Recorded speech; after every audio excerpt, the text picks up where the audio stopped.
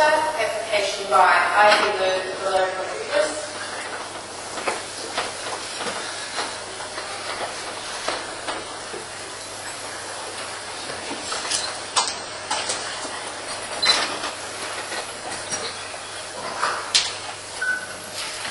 Please support. I move that Laybourn Rodriguez be admitted as a barrister and solicitor of this honourable court.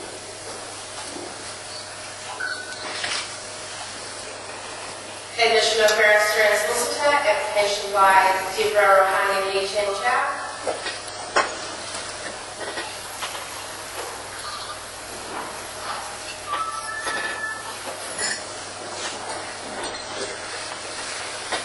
Please the court. I move that Deborah Rohani Lee Chen Chow be admitted as a barrister and solicitor of this honourable court. Admission of barrister and solicitor, application by Jian Hong.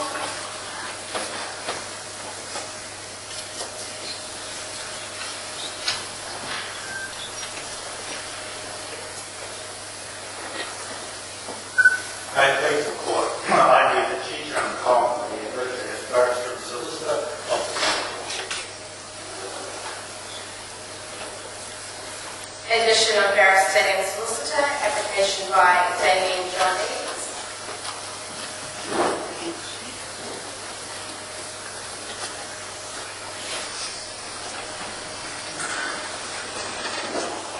Please the court. I move that Damien John Eads be admitted as barrister and solicitor of this honourable court. Admission of barrister and solicitor, application by Jackie Marie Owen.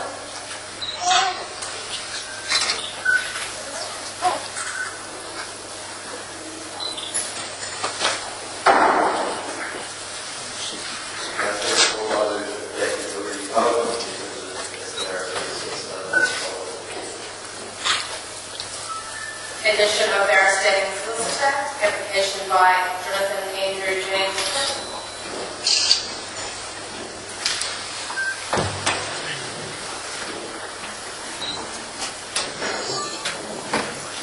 Please support. I move that Jonathan Andrew James be admitted as barrister and solicitor of this honourable court.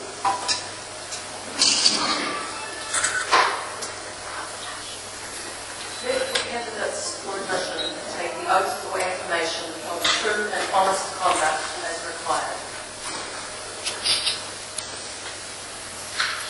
Ladies and gentlemen, to each of you swear by Almighty God, will solemnly, sincerely, and truly declare and affirm that you will truly and honestly conduct yourself in the practice of a barrister and solicitor according to the best of your knowledge and ability.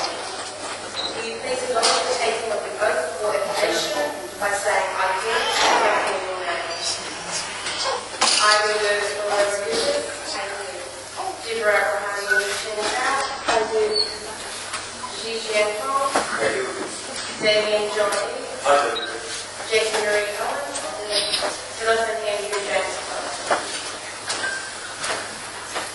This court being satisfied that the applicants are each of duly qualified and of good character and a fit and proper person, be admitted as a barrister and solicitor of the court, orders that each of them be admitted as a barrister and solicitor of this court accordingly.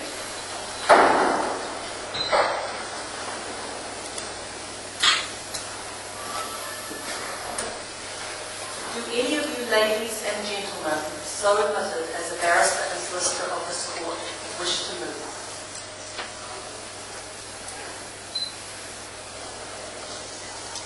I will now invite the newly admitted to sit.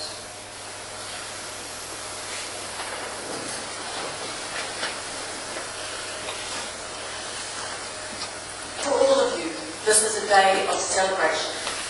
I take great pleasure in congratulating all 6 of you on your admission as barristers and solicitors of the High Court of New Zealand. These congratulations are not mine alone, they are extended to you by all judges throughout New Zealand. I am delighted to share with you this very special occasion. You are entitled to stand proud here today and reflect on the first your partners other members of your family, and your friends. They have supported you on your long journey. They have shared in your successes along the way and helped you overcome any challenges. They too, each and every one of them, deserve your gratitude and your appreciation. On your behalf, I publicly thank them.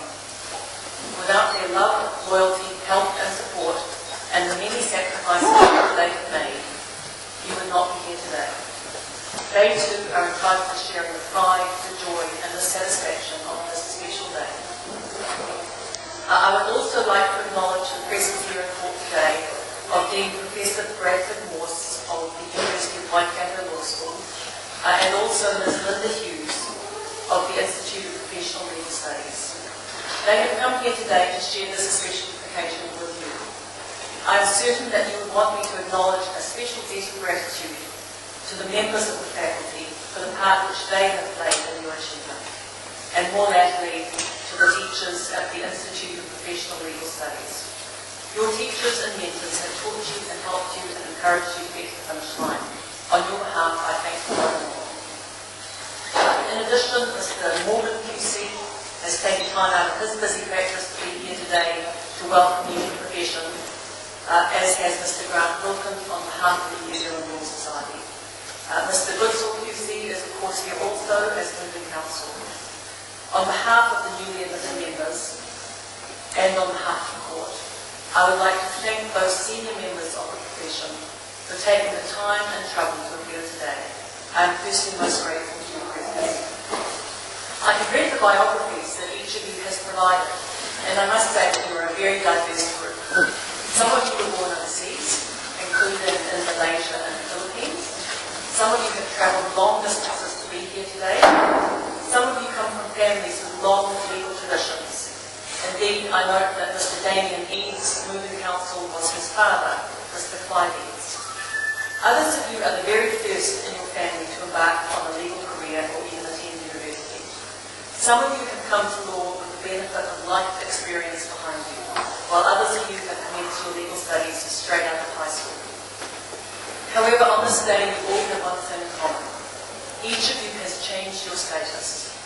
Before this ceremony, you were a law clerk or a law student, or perhaps even a degree or qualification in another discipline. Now, as a result of the solemn commitment which each of you has made, and the order which I have just pronounced, you have become a barrister and solicitor of the High Court of New Zealand and an officer of this court. That is a status which will remain with you for the rest of your lives, regardless of whether or not you practice law. Some of you may never stand in the well of court again. Some of you may practice overseas, but the status that has been conferred on you today will remain. The right to practice law is a right you have earned, but today there has also been conferred upon you a privilege. Membership of the legal profession is a privilege. By taking the oath or affirmation you have taken today, certain consequences follow.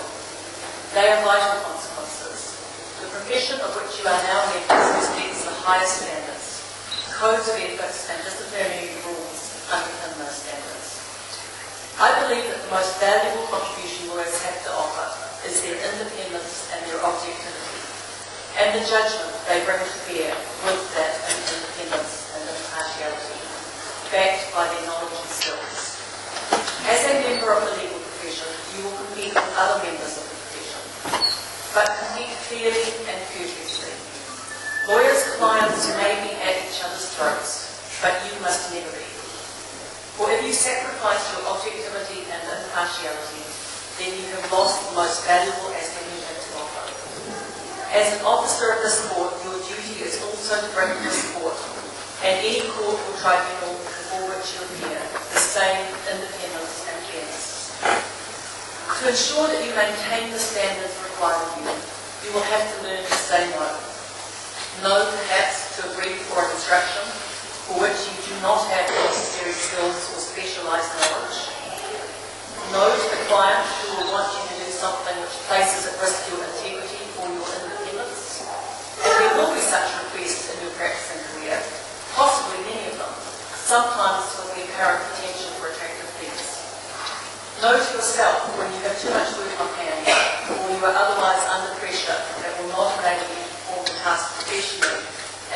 high standard requirement. More often though, you will say yes. Yes to a career, which I hope you all find as rewarding, challenging and stimulating as I have. I doubt there has been a day in the last 25 years when I haven't been challenged or learned something new. Yes to the challenge of change. We lawyers are brought up to respect the past and to model our decisions on the basis of precedent. Almost every day in courts throughout New Zealand, counsel refer to cases that are over 100 years old, sometimes much older. These cases still have relevance to our lives and to the practice of law and legal decision making. However, at the same time, we must all look to the future. You need to know and understand the requirements and opportunities of the world in which your clients function. You must be in touch with the community. You cannot practice in a vacuum, a comfortable vacuum of offices, library, computer, and possibly for some of you the courts. Your work, your advice, your judgments will affect people directly. You need to understand the people you represent.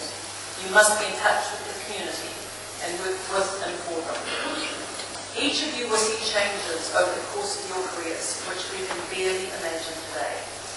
When I started practice in the 1980s, there were no emails, no internet, and none of us had computers.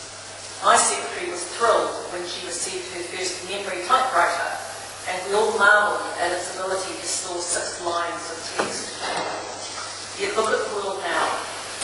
Some of us newer judges even bring our iPads into court with us, though I left mine behind today, as do a number of counsel. Modern society, the huge impact of rapidly changing technology, brings great challenges but also great opportunities. These and other changes to our society and our legal system will impact on every aspect of your lives and on your careers. However, even in a rapidly changing world, some things always stay the same.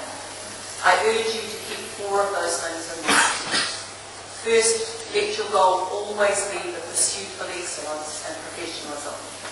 It is the responsibility of every lawyer to be skilled in the area or areas of law in which they choose to practice and to ensure that your learning is always current.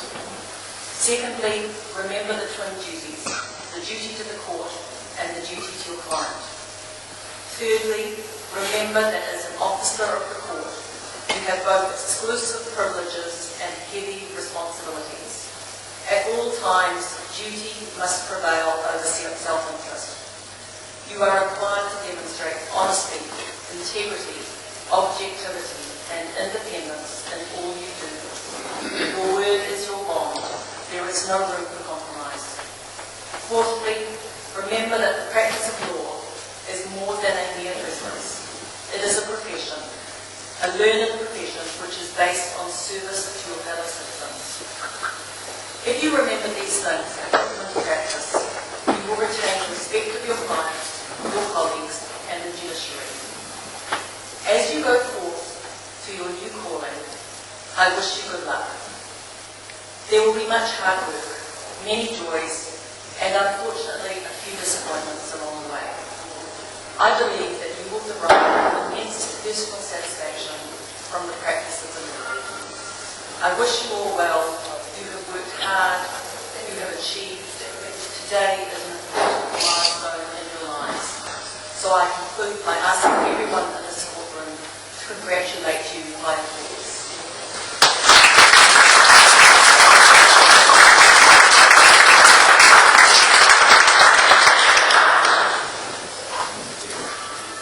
Mr. Honour, will stand.